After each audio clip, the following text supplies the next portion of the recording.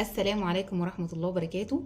بما ان احنا في موسم البطيخ فقلت اجيب بطيخة ونفتحها مع بعض. بسم الله.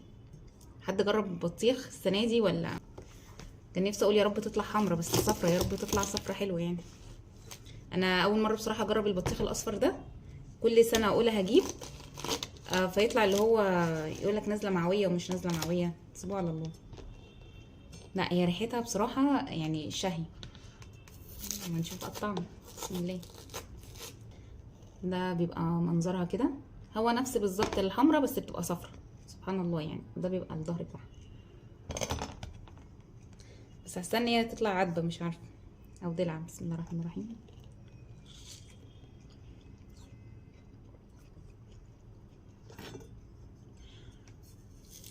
بصوا هو عاملة زي البطيخة الحمرا بالظبط، نفس الطعم بس لما تبقى عدبة، مع ان دي اغلى من التانية يعني. ده ندوقها برضو تاني. هي مش ساقعة، ممكن برضو في الاختلاف كده يعني. والله يا جماعة هي نفس الطعم بتاع الحمرا بالظبط، ما فيش اختلاف. ودي واو ومش واو، هي الحمرا بالظبط. او يمكن كمان دي مسخة، او يمكن احنا على حظنا دي مسخة. انا جايبة دي بالظبط ب149، يعني قولوا ب150 جنيه. الكيلو ب40 جنيه. التانية كان الكيلو ب25 جنيه حاجة زي كده. فانا قلت اجرب، لا ما اجيب من الحمرا التانية عادي. دي لا.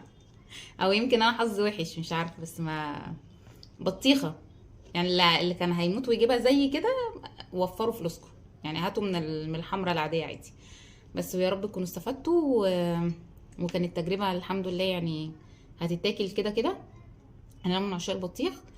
وسلام.